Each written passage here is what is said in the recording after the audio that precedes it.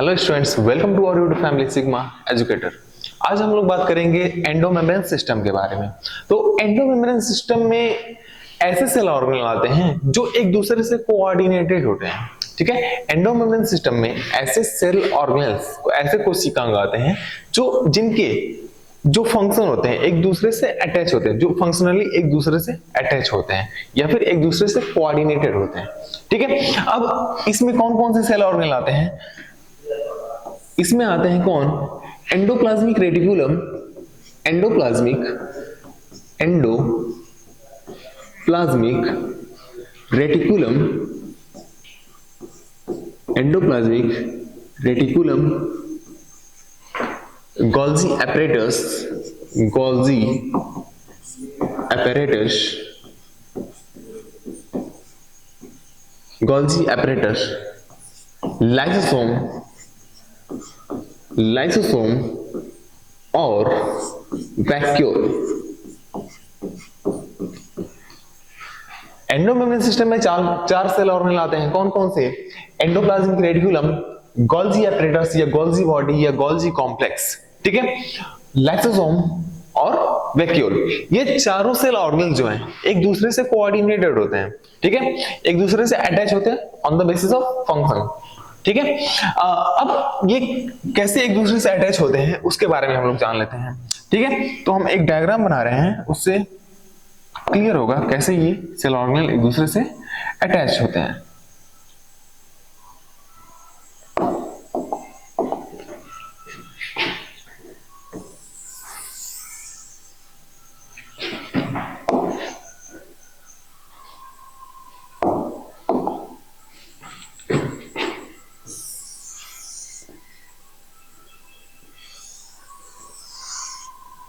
ये मैंने सेल बना रखा है कोई।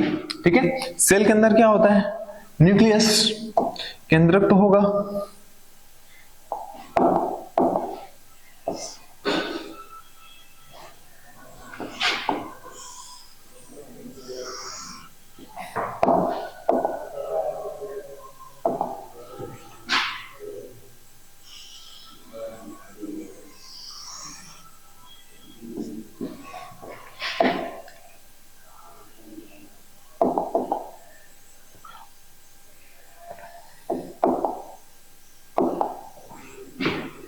न्यूक्लियस की आउटर मेम्ब्रेन से एक नेटवर्क लाइक स्ट्रक्चर से जुड़ी होती है।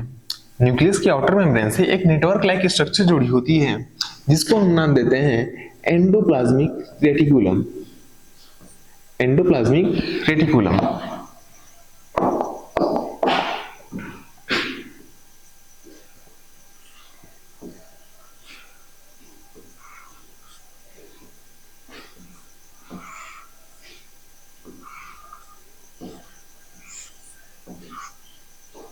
Endoplasmic reticulum. ठीक है, अब ये जो एंडोप्लाज्मिक रेटिकुलम होते हैं ये दो प्रकार के होते हैं, एक सॉफ्ट एंडोप्लाज्मिक रेटिकुलम या स्मूथ एंडोप्लाज्मिक रेटिकुलम, और दूसरा क्या होता है? Rough endoplasmic reticulum.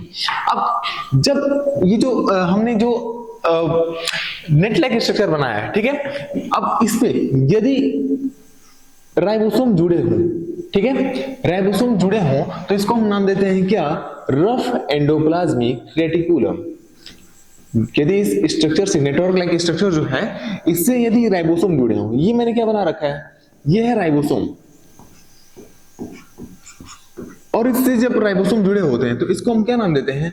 Rough endoplasmic reticulum. Rough endoplasmic reticulum. ठीक है, और यदि इससे राइबोसोम न जुड़े हों, इससे राइबोसोम न जुड़े हों तो इसको हम क्या नाम देते हैं? सॉफ्ट एंडोप्लाज्मिक या स्मूथ एंडोप्लाज्मिक रेटिकुलम। और ये ट्यूब लाइक स्ट्रक्चर्स होती हैं इसमें। ठीक है, इसको हम क्या नाम देंगे? Smooth endoplasmic reticulum. Smooth endoplasmic reticulum. ठीक है, और इस न्यूक्लियस के ऊपर क्या होता है? गोल्जी apparatus या गोल्जी कॉम्प्लेक्स या गोल्जी बॉडी।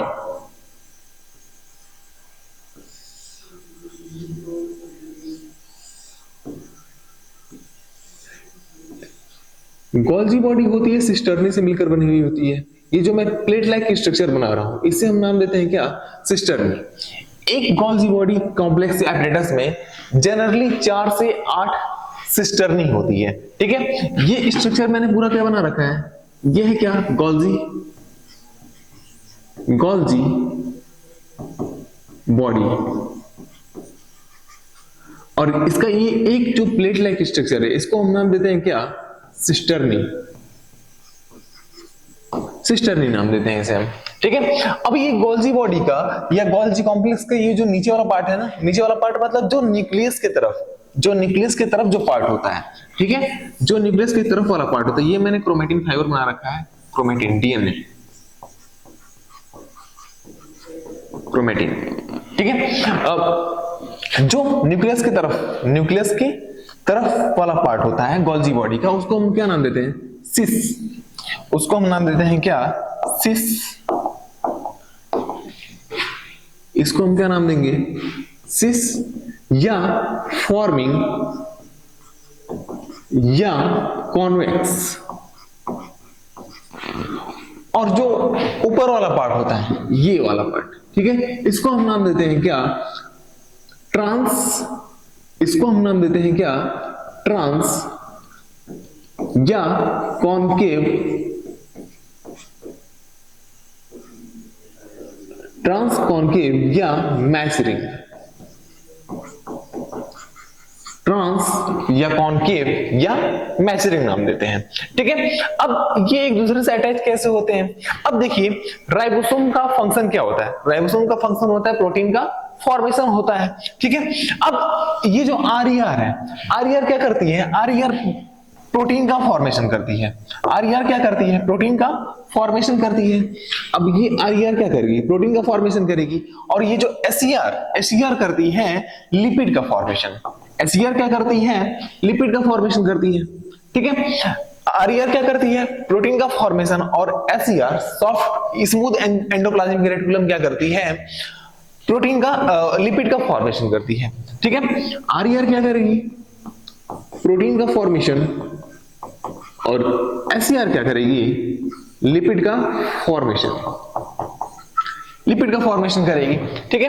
अब क्या करते हैं ये, इस लिपिड और प्रोटीन को वेसिकल के फॉर्म में पैक करते हैं, इस लिपिड और प्रोटीन को वेसिकल के फॉर्म में पैक करते हैं, और इसको कहां भेजते हैं लोग, गोल्जी बॉडी के सिस पार्ट पे, लिपिड और प्रोटीन को पैक करेंगे और कहां भेजेंगे, गोल्जी बॉडी के सिस पार्ट पे, गोल्जी बॉडी के सिस पार्ट पे भेजते हैं। अब जैसे ही गोल्जी बॉडी के सिस पार्ट पे जाएंगे, इस गोल्जी बॉडी के सिस पार्ट पे ये फ्यूज होंगे, ठीक है, गोल्जी बॉडी के सिस पार्ट पे ये फ्यूज होंगे, ठीक है, फ्यूज होते हैं। अब क्या होता है, जैसे ही ये गोल्जी बॉडी के सिस पार्ट पे आते हैं, गोल्जी बॉडी क्या करती है, गोल्जी बॉडी इसमें कुछ मॉडिफिकेशन करती है, ठीक है। गोल्जी बॉडी क्या करेगी, ये जैसे लिपिड आया यहाँ पे, ये अपना क्या है, लिपिड, और ये क्या है, प्रोटीन। इन लिपिड और प्रोटीन से गोल्जी बॉडी क्या करेगी, कुछ कार्बोहाइड्रेट्स को अटैच कर देती है, गोल्जी बॉडी क्या करेगी, कुछ कार्बोहाइड्रेट्स को अटैच कर देगी, ठीक है। अब जब गोल्जी बॉडी इस लिपिड और प्रोटीन से कार्बोहाइड्रेट को अटैच कर देती है, तो इसको हम क्या नाम देते हैं, ग्लाइकोलिपिड या ग्लाइकोप्रोटीन। मतलब गोल्जी बॉडी ने क्या किया, ये जो लिपिड और प्रोटीन गोल्जी बॉडी के पास आए हैं, इसको इसने किस में कन्वर्ट कर दिया, ग्लाइकोलिपिड या ग्लाइकोप्रोटीन में कन्वर्ट कर दिया। तो इसको हम क्या नाम देते हैं, इसको हम नाम देते हैं क्या, ग्लाइकोलिपिड एंड ग्लाइकोप्रोटीन, ग्लाइकोलिपिड और क्या, ग्लाइकोप्रोटीन।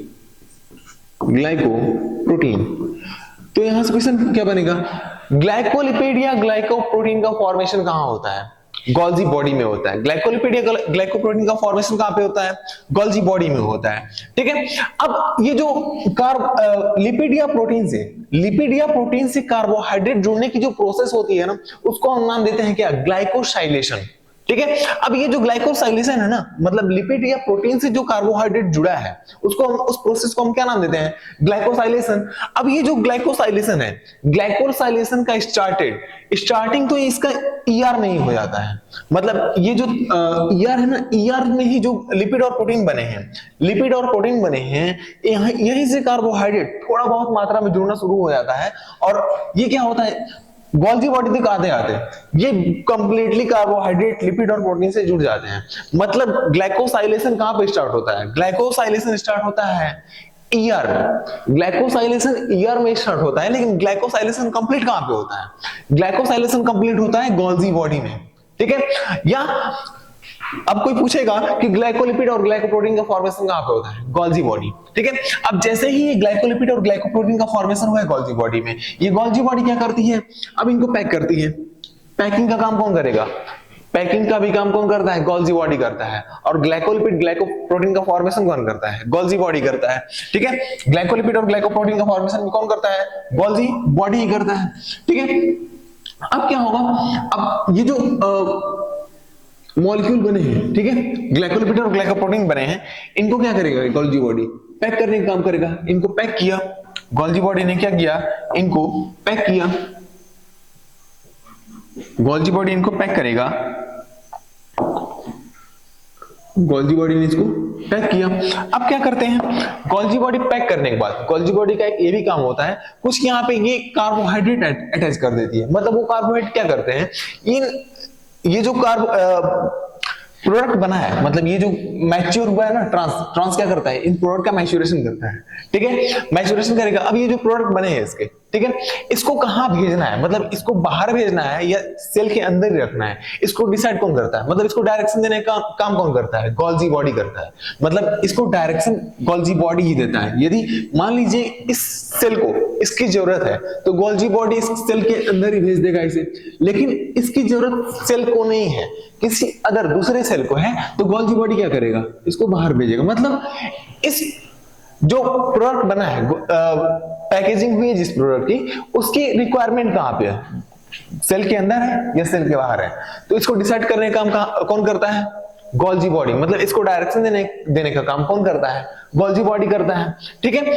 इसीलिए अब ये जो प्रोडक्ट बना है, ठीक है, इसको सेल के अंदर ही रखना है या सेल के बाहर ही भेजना है, इसको डायरेक्शन देने का काम किसने किया, गोल्गी बॉडी ने किया।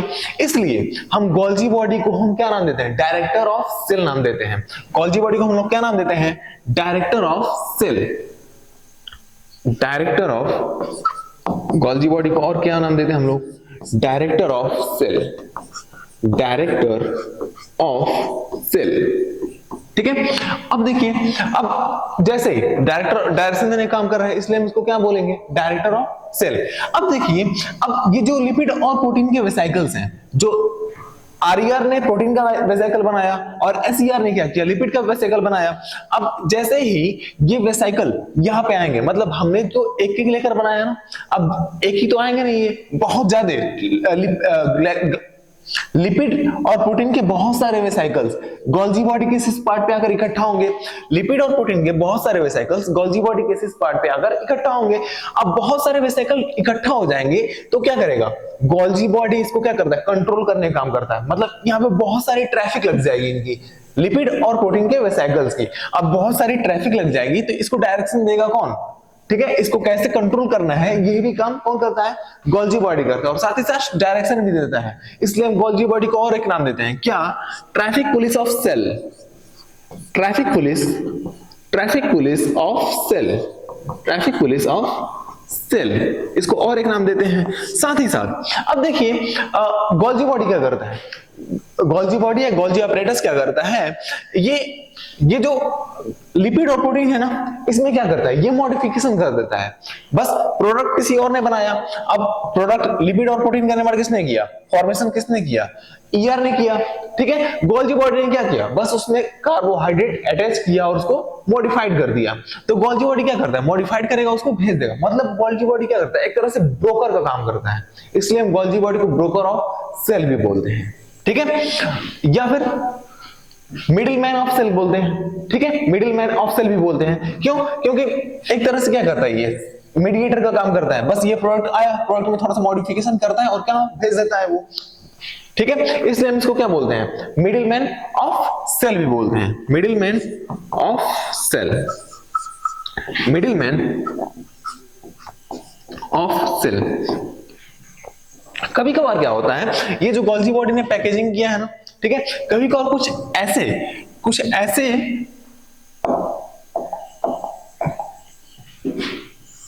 पैकेट्स का फॉर्मेशन कर देता है। ये गोल्जी बॉडी कुछ ऐसे पैकेट्स का फॉर्मेशन कर देता है जिसके अंदर डाइजेस्टिव एंजाइम्स भरे होते हैं, जिसके अंदर क्या होते हैं, डाइजेस्टिव एंजाइम। अब इसी पैकेट्स को हम क्या देते हैं, लाइसोसोम, लाइसोसोम, ठीक है। अब ये जो लाइसोसोम है, ठीक है, लाइसोसोम के जो मटेरियल है, लाइसोसोम का मटेरियल कौन बनाता है, एंडोप्लाज्मिक रेटिकुलम। लाइसोसोम का मटेरियल किसने बनाया, ईआर ने बनाया, लेकिन इसकी पैकेजिंग किसने की, गोल्जी बॉडी ने की। मटेरियल तो यहीं से बन के आ रहे हैं ना, आरईआर और एसईआर से बनकर आ रहे हैं। गोल्जी बॉडी क्या करता है, बस ये जो मटेरियल आरईआर और एसईआर से आए हैं उनकी पैकेजिंग कर देता है, ठीक है। तो हम बोल सकते हैं क्या कि लाइसोसोम का जो मटेरियल है किससे बनकर आया, ईआर से बनकर आया, लेकिन इसकी पैकेजिंग किसने किया, गोल्जी बॉडी ने किया। तो हम बोल सकते हैं क्या कि लाइसोसोम को बनाने में एंडोप्लाज्मिक रेटिकुलम और गोल्जी बॉडी दोनों ने हेल्प किया, ठीक है। मतलब लाइसोसोम ईआर और गोल्जी बॉडी बनाने में हेल्प करते हैं लाइसोसोम को, ठीक है। अब देखिए, अब ईआर और गोल्जी बॉडी ने किसको बनाया, लाइसोसोम को बनाया, ठीक है। अब ये एक तरह से मान लीजिए कि ये एक फैक्ट्री में कोई काम चल रहा है, प्रोडक्ट बनाने का काम चल रहा है, ठीक है। अब इस फैक्ट्री में क्या चल रहा है, ये जो प्रोडक्ट बन रहे हैं, जब किसी फैक्ट्री में कोई प्रोडक्ट बनता है तो उस फैक्ट्री में कुछ वेस्ट मटेरियल भी होता है, ठीक है। मान लीजिए जो मैंने पूरा जो डायग्राम बना रखा है, ठीक है, इसमें ये प्रोडक्ट बन रहा है। अब किसी फैक्ट्री में जब कोई प्रोडक्ट बनता है तो वो उसके कुछ वेस्ट मटेरियल भी होते हैं, तो वेस्ट मटेरियल को इकट्ठा कौन करेगा यहाँ पे, तो वेस्ट मटेरियल को इकट्ठा करने का काम करता है कौन, वैक्यूल, ठीक है। ये मैंने क्या बना रखा है, वैक्यूल, वैक्यूल, ठीक है। अब इसमें जो इस प्रोडक्ट को बनाने में जो वेस्ट मटेरियल आएगा, उस वेस्ट मटेरियल को इकट्ठा करने का काम कौन करता है, वैक्यूल। ये क्या करेगा, वेस्ट मटेरियल को इकट्ठा करेगा, वैक्यूल, ठीक है।